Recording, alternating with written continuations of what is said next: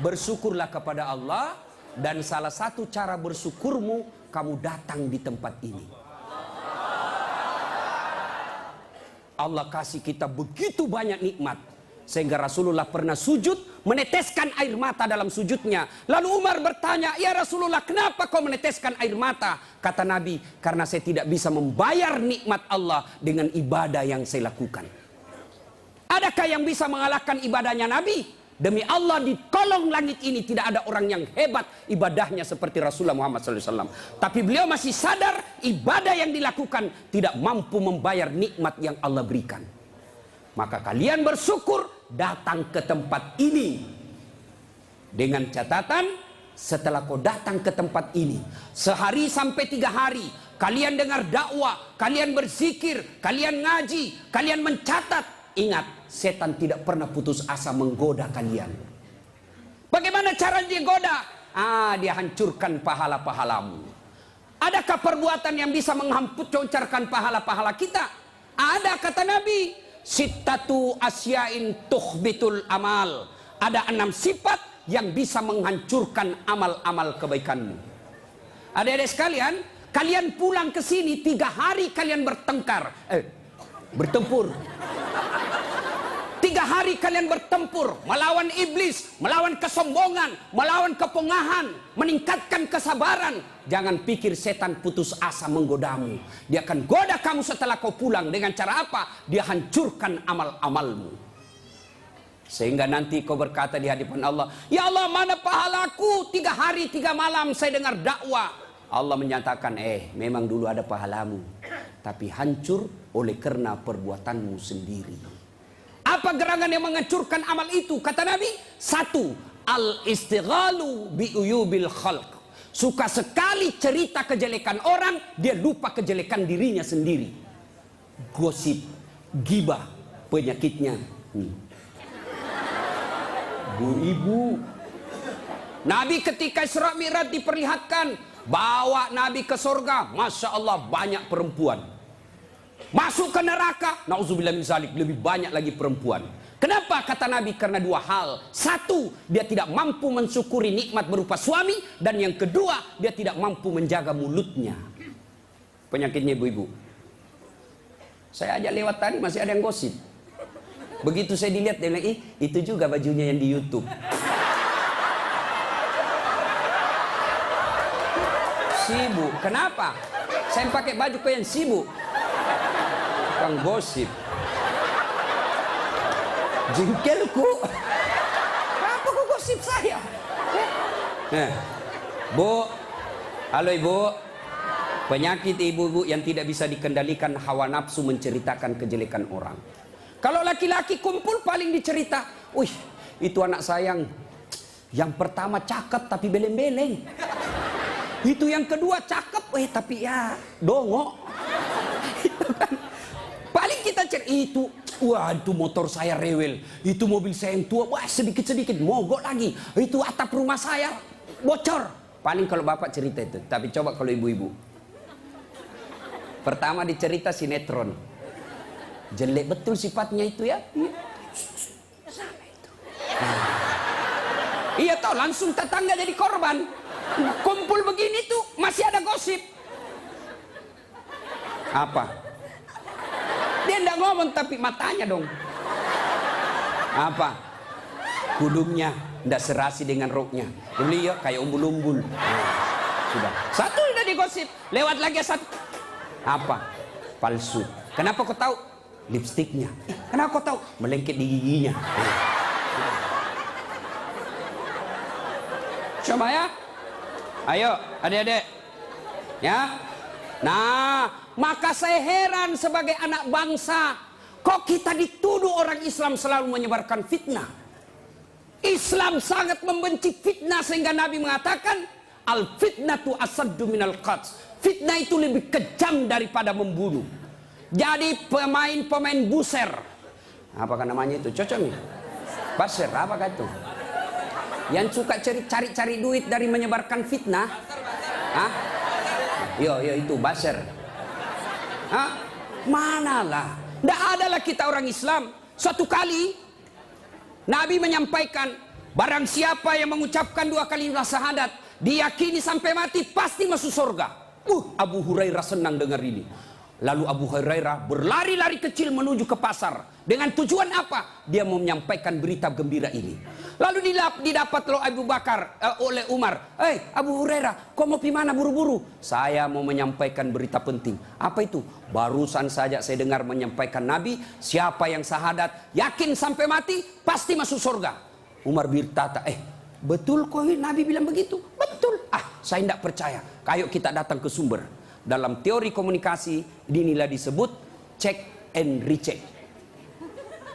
Datanglah Umar klarifikasi ke sumber berita Rasulullah. Ya Rasulullah, katanya Anda mengucapkan siapa yang syahadat yakin sampai mati pasti masuk surga. Apa betul berita seperti itu ya Rasul? Nabi katakan betul. Tapi ya Rasulullah, ada apa? Ini Abu Hurairah, dia mengumumkan di pasar. Terus saya khawatir nanti disalahpahami umat kita. Biar tidak sholat yang penting syahadat masuk surga. Biar judi yang penting syahadat masuk surga. Biar zina yang penting syahadat masuk surga. Saya salah paham nanti orang, saya khawatir hadis ini dipahami dengan salah. Lalu Nabi katakan, oke, jangan kau sampaikan ini halal umum, karena dia bisa mengganggu kemaslahatan umat. Itulah sebabnya kita kenal dalam Islam, likulli makam makal, wa likulli makal makam. Setiap ada ucapan, ada tempat yang cocok untuk ucapan itu, dan setiap tempat ada ucapan yang cocok untuk tempat itu. Maka ibu-ibu harus bijaksana memegang WhatsApp, harus bijaksana memegang medsos. Kenapa? Karena jika ibu salah menempatkan medsos itu, maka ibu bisa berujung pada penjara. 2. Yang bisa menghancurkan amal kebaikan kita. Apa itu kata Nabi? Hubbud dunia, terlalu cinta kepada dunia. Cinta dunia boleh, cinta dunia boleh. Mana yang tidak boleh? Terlalu cinta kepada dunia. Nah ibu, yuk. Salatullah ala toha Rasulillah. Salatullah ala yasin. Cinta dunia. Mana cinta dunia? 1, menganggap enteng ibadah. Hayya 'alas shalah. Sebentar, masih panjang waktu duhur. Ini kan sampai jam 3. Cinta dunia. Mana lagi cinta dunia? Ini paling banyak cewek. Mukanya dia tidak terima dengan ikhlas. Mukanya dikira tembok, coklat, biru, abu-abu, krem. Sekarang cewek kan banyak palsu. Bulu matanya panjang, palsu. Matanya biru, palsu. Bibirnya merah, palsu. Pantatnya gabus, palsu. Itu terlalu cinta dunia. Perempuan kan sekarang bingung saya lihat. Rambutnya panjang, mau dikasih keriting. Yang keriting rambutnya dia kasih lurus. Iya kan? Allah sudah kasih yang baik, dia tidak syukuri. Begitu mulai putih rambutnya, stres, dia kasih semer. Kena matamu, tidak. Karena waktu yang sangat terbatas. Yang ketiga, apalagi yang bisa menghancurkan amal ibadah kita? Qillatul haya, kurang rasa malu. Oh, ini banyak di Indonesia. Anggota DPR malu dong, sudah digaji oleh rakyat, uang rakyat, kalian tidur saja. Dedek, pernah dengar cerita anggota DPR di akhirat? Hah? Jadi anggota DPR kan ada penghafal Quran, masuk dalam surga. Begitu masuk dalam surga dilihat, kok banyak anggota DPR di sini? Di negara aku banyak di OTT karena korupsi. Dia pergi protes sama malaikat penjaga surga. Malaikat, kenapa banyak ini masuk anggota dewan dalam surga? Di negara saya banyak yang korupsi. Dia bilang penjaga surga, dah sok ribut. Kenapa? Dia cuma reses. Sebentar lagi pulang ke tempat asalnya.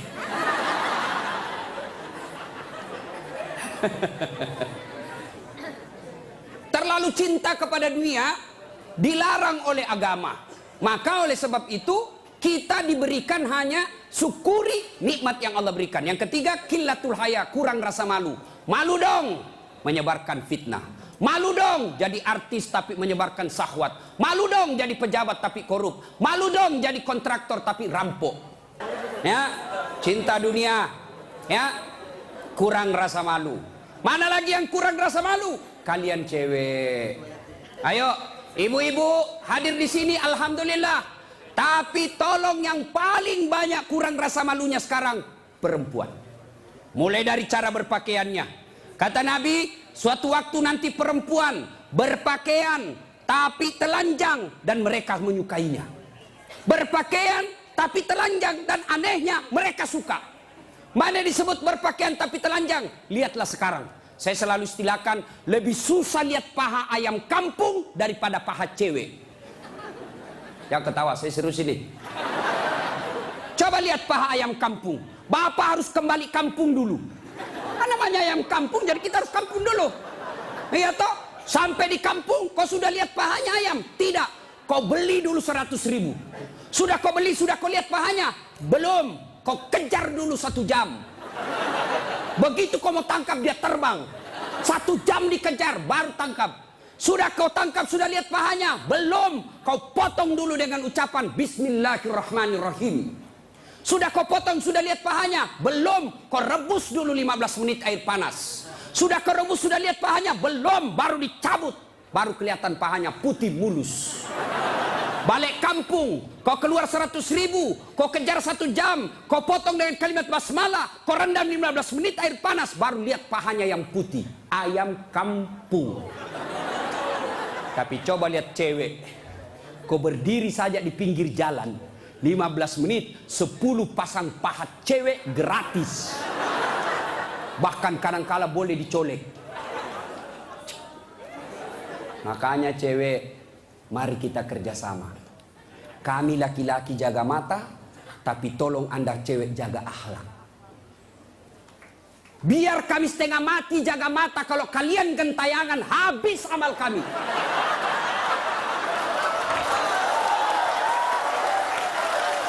Ya. Saya kalau mau pergi mengajar di kampus, saya ngaji dulu beberapa ayat, sholat duha dulu 2 rakaat, baru 1 kilometer saya naik mobil hancur amalku. Sebelah kanan ketek, sebelah kiri dada, di depan paha. Nggak mungkinlah saya jalan terus begini. Tiang listrik ku tabrak. Yo cewek, woi, mari kasihani mata kami. Dilihat, haram? Tidak dilihat, barang bagus.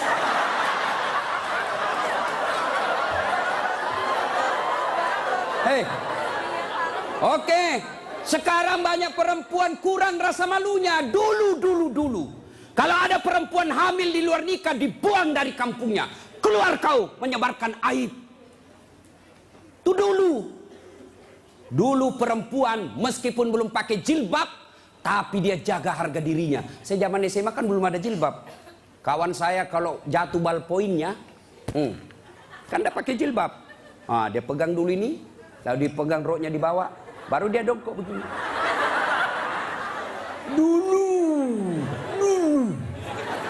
Sekarang cewek dia sengaja memang itu pakai tipis kecil, jalan dia mau tabrak kita.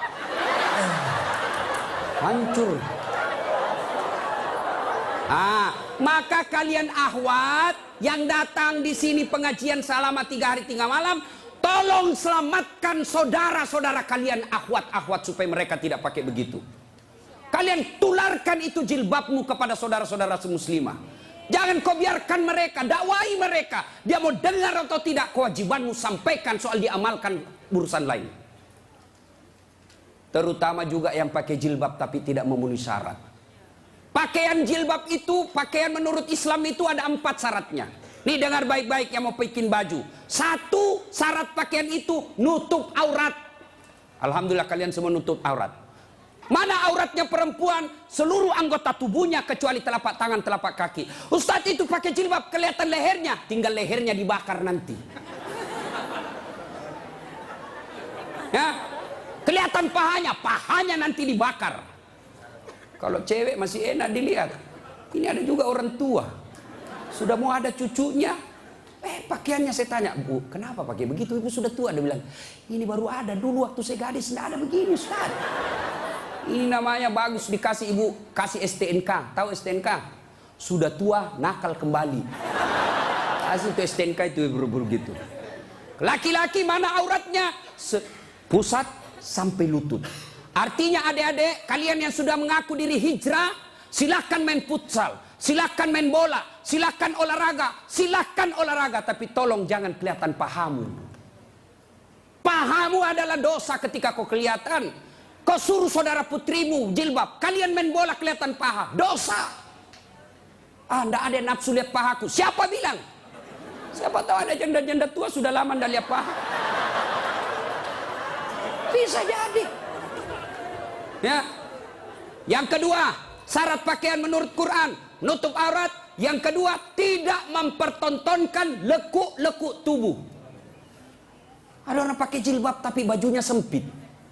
Susah jalannya. Coba lihat itu kalau ada pengantin. Pakailah jilbab sakaratil maut. Yang 3 lapis, kuning, biru, abu-abu. Dikasih kiri lagi sedikit. Ada talinya dia ikat-ikat dulu. 2 meter dia kasih di lehernya.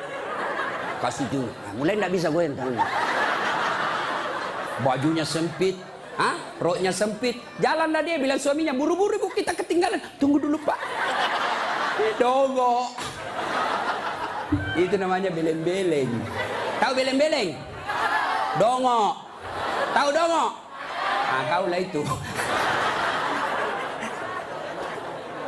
Ayo. Syarat yang ketiga, cowok juga. Kalian pikir kalau kau cowok berpakaian ketat-ketat tidak berdosa? Dosa juga itu. Yang kami mencengkelkan itu yang gendut. Masuklah dia di masjid pakai kaos oblong. Begitu dia ruku, mulai mencemaskan. Sujud, ada celengan. Beleng-beleng.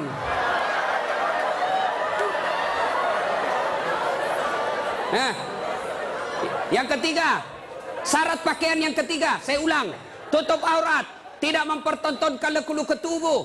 Yang ketiga, pantas. Apa maksudnya? Kalau saya alumni apalagi Muslim United, saya alumninya, 3 hari 3 malam saya dengar dakwah, maka sebaiknya pantas tidak saya berpakaian begini. Saya pengurus remaja masjid, pantas tidak saya berpakaian begini. Saya muslim terhormat, pantas tidak berpakaian begini. Saya pejabat, pantas tidak saya berpakaian begini. Saya muslimah, pantas tidak berpakaian begini. Tanya kepantasannya. Itulah sebabnya agama Islam mengajarkan ketika kau berpakaian, tanya, yuk pantas tidak pakaian begitu. Dan ini pakaian ternyata menyelamatkan kita dari dosa. Mana buktinya? Saya. Kemana-mana saya pakai begini. Cuma kadang-kala dia gosip saya itu pegawai bank. Kan saya mana-mana pakai sarung. Saya masuk nabung ada pegawai apa sih itu yang namanya terima-terima duit? Teller. Hah? Iya teller. Dia gosip. Dia apa? Salah masuk. Dia kira masjid. Dia kira saya masuk masjid, saya pakai sarung. Saya dengarlah kenapa? Saya pakai sarung kau yang sibuk. Nggak jadi saya nabung, pulang saya. Orang kalau pakai muslim begini, baju koko, gamis, insya Allah terpelihara dari dosa. Saya jalan tiba-tiba di mall banyak cewek cantik, nggak mungkin saya lihat. Kenapa? Saya malu. Masa Ustadz lihat cewek cantik? Terpaksa dilihat, ya lihat sedikit aja. Sudah. Ayo, ibu-ibu, mau ndak suamimu terhindar dari tempat-tempat maksiat? Keluar, suruh pakai peci, pakai songkok, pakai gamis. Ndak mungkin dia pakai begini pergi main biliar. Maka suruh pakai itu.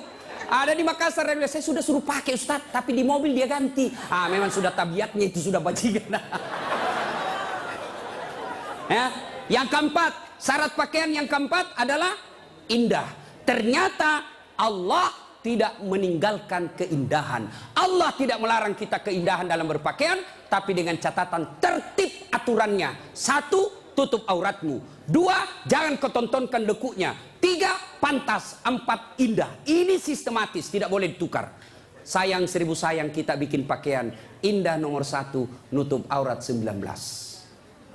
Akhirnya pakaian kita seperti yang kita lihat sekarang ini. Yang di atas turun ke bawah. Yang di bawah naik ke atas. Ketemu di tengah. tipis, sempit, kecil. Dongo. Nah, qillatul haya, kurang rasa malu. Yang keempat, yang bisa menghancurkan amal kebaikanmu kata Nabi, qaswatul qalbi. Apa itu? Keras hati. Apa itu? Tidak mempan nasihat. Selesai dengar ceramah tidak ada perubahan. Apa malah dia bilang? Siapa panggil itu Ustadz dari Sulawesi? Saya. Lain kali tidak usah undang. Kenapa? Tidak enak ceramahnya. Kenapa? Masa 6 dia bahas, saya terus dia kena.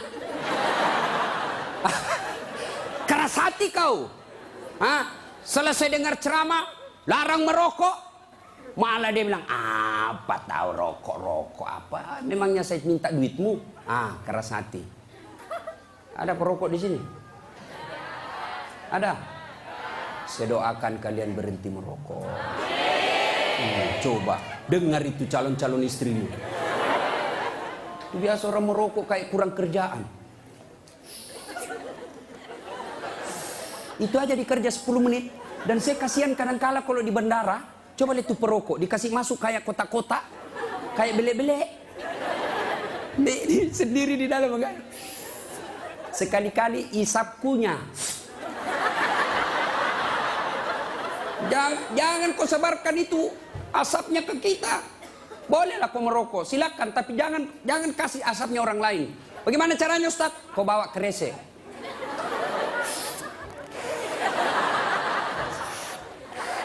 Itu bebas polusi. Ibu-ibu setuju enggak suaminya berhenti merokok? Kalian membenci 9 naga. Kalian membenci mereka-mereka itu. Tapi kalian beli rokoknya. Kalau kalian mau hancurkan mereka, berhenti kau merokok. Lebih baik itu rokokmu anak muda, kau tabung, lamar cewekmu. Kau juga cewek, jangan terlalu lama mau dipacari. Ini pacaran Islami Ustaz, pret. Pacaran syar'i. Mana ada pacaran syar'i cilaka? Dengar ini cewek. Kau sudah 2 tahun dipacari tidak dilamar-lamar, berhenti kau. Kasih tahu itu cowokmu. Motor aja dicicil 1 tahun sudah lunas. Kamu sudah 2 tahun dipacari tidak dilamar-lamar. Modal 10.000. Roti 1, teh botol 1, autan 2. Modal 10.000 malam minggu. Qaswatul qalbi. Keras hati, tidak mempan nasihat. Mereka yang selesai dengar dakwah tapi tidak ada perubahan, itu yang disindir oleh Allah. Wa tawa'un alaihim a'anzartahum la yu'minun. Kau sampaikan ayat Allah atau tidak, kau ceramai atau tidak, sama saja mereka tidak akan beriman. Keras hati, habis amalmu. Yang ke-5, penghancur amal, tulul amal. Apa itu? Panjang angan-angan alias malas. Dan yang ke-6, wadzalimun la yantahi. Perbuatan zalim yang tidak bisa dihentikan. Zalim kepada Allah, tidak sholat. Puncak kesaliman kepada Allah, tidak sholat. Ada yang malas sholat di sini? Ada? Adik-adik, mau jadi direktur, mau jadi pegawai, mau punya rumah yang mewah, gampang. Perbaiki sholatmu. Kecil buat Allah kasih kau mobil. Kecil buat Allah kasih kau rumah yang mewah. Allah cuma minta sempurnakan sholatmu. Ada di sini yang tidak ada masalah? Ada? Ini malah muka-muka penuh masalah semua ini. Mana ada manusia tidak ada masalahnya? Istri cantik, kau kira bukan masalah? Masalah digoda orang. Apalagi kalau suaminya jelek, lebih masalah lagi. Berarti bagus kalau istri jelek. Istri jelek dihina orang, kita lagi yang malu jalan sama dia. Duluan aja dek, nanti kita ketemu di gedung. Sampai deket tuh tidak muncul-muncul suaminya. Mana kau bang? Tidak jadi, saya mencret. Istri jelek masalah, istri cantik masalah. Mana ada orang tidak ada masalahnya? Kita kuliah apa masalah? Mau sarjana. Sudah sarjana selesai masalahmu? Tidak, mau punya kerja. Sudah punya kerja selesai masalahmu? Muncul masalah baru. Apa? mau jadi kepala dinas. Sudah kepala dinas selesai masalahnya, muncul masalah besar lagi, mau jadi sekda. Sudah jadi sekda selesai masalahnya, belum, mau jadi wali kota. Sudah jadi wali kota, mau 2 periode. Mau 2 periode baru dongo. Beleng-beleng.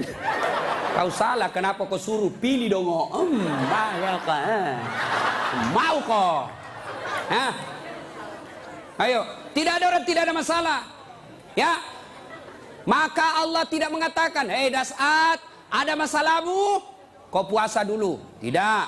"Hei Das'at, ada masalahmu? Kau jadi dokter dulu. Kau jadi insinyur dulu. Kau kaya dulu. Kau anggota DPR dulu." Allah tidak menyatakan itu. Allah cuma minta 2.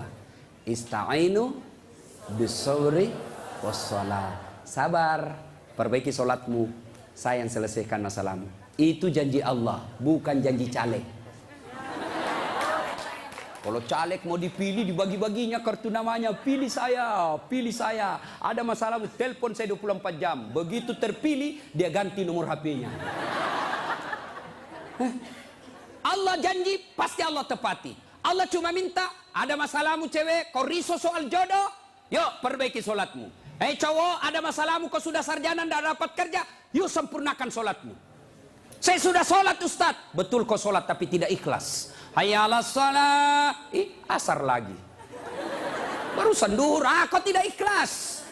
Saya sudah solat Ustaz. Betul kau solat tapi main-main. Mana buktinya? Allahu Akbar. Alaikum. Ya kana mulian. Suratul ladina. Kau ketawa karena kau bayangkan dirimu. Siapa yang ngajar kau sholat begitu? Sampai ada yang tanya saya, ibu-ibu, Ustaz boleh enggak sholat? Panas Ustaz di rumah, enggak ada AC, enggak ada kipas. Sholat duhur boleh enggak tidak pakai BH? Boleh, tapi kau tidak beradab namanya. Boleh. Bayangkan kalau kau ruku. Yang ketawa cowok, ini bagian laki-laki perempuan. Boleh, tapi tidak beradab namanya. Itu kau tidak ikhlas. Saya sholat Ustaz, betul kau sholat. Tapi sholatmu ya tidak seperlunya. Ayo juga sholat Allah.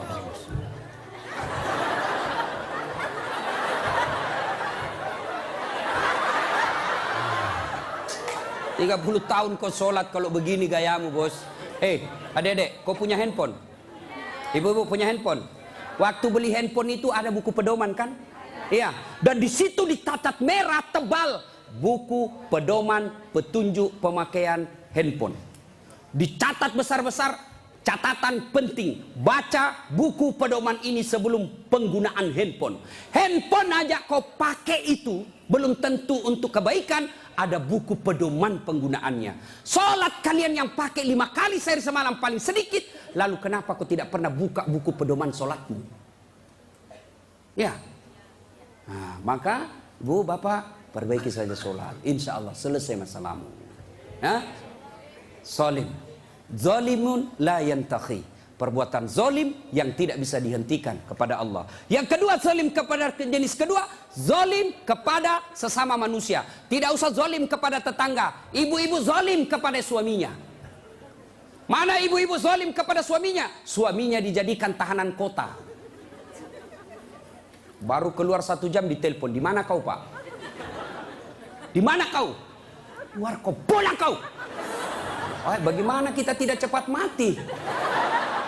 Kita keluar, kau cari sampai di rumah, kau maki-maki. Baik kalau kau cantik, berat badan makin nambah. Duduk makan canggoma, nonton sinetron ngangkat ketek sambil menguap. Kita di jalan semua harum cewek-cewek, sampai di rumah la haula wala quwwata illa billah. Suami zalim kepada istrinya. Contohlah Rasulullah, ya. Rasulullah itu sangat romantis. Maka orang yang zalim kepada Allah adalah tidak menunaikan kewajibannya kepada Allah. Zalim kepada sesama manusia, hak-haknya orang dia serobot. Dan yang ketiga, zalim kepada diri sendiri. Apa zalim kepada diri sendiri? Dia sudah tahu maksiat, tapi dia tetap lakukan. Maka menghindari semua itu, kita hadir di tempat ini sebagai wujud kita cinta kepada Allah. Mudah-mudahan kesalahan-kesalahan kita diampuni oleh Allah Subhanahu wa taala.